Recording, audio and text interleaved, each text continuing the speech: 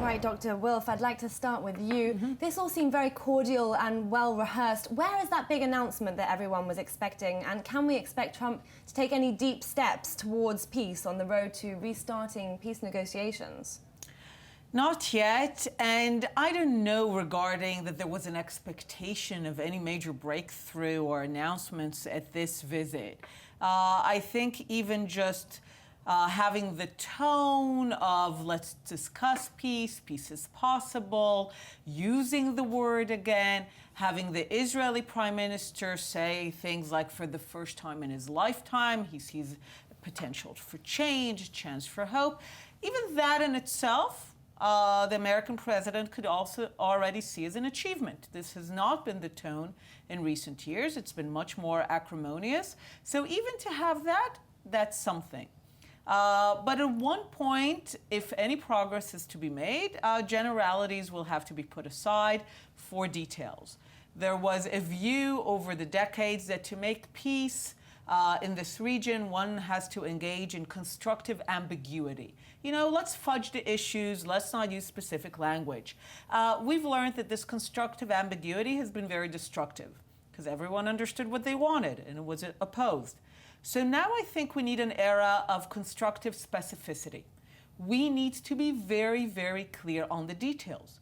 We need to be very clear when the Israeli Prime Minister says a realistic peace, the conditions for peace.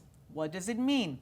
It definitely means that the Arab world needs to start using very clear language about the fact that the Jewish people have come home, that they're not colonialists, that they're not foreigners. The Palestinians, it's not just about incitement, it's not just about two states. The Palestinians will need to understand that there will not be return. Any notion that they can make demands on Israel within the Green Line should be over. Those are the kind of specific statements that if we are ever to make real progress, we'll need to hear. We haven't heard those. Let's take it back to Bethlehem for a moment. Do you think that Abbas has a mandate? Do you think he's been able to garner Palestinian support for peace at all? Do you think he has any way of doing this? I mean, we did see protests in the West Bank city of Ramallah and elsewhere across the West Bank. So I think personally the issue is much less about the Palestinian leader, whoever it is. The issue of the conflict was always far greater than the Palestinians themselves. It was always about how the Arab and the Islamic world viewed the Jewish sovereign presence in their midst. And I think when we have the Prime Minister, we have the American president speaking about the conditions for peace, this is what they're talking about. They're talking about the possibility that the Arab world in its entirety, or at least critical countries or members of the Arab world, will begin to look at Israel rather than a humiliating presence in their midst as an ally, as a legitimate presence, and with that will begin to give legitimacy not just to Israel as a state, but to the very presence of a Jewish people as a people who have come home.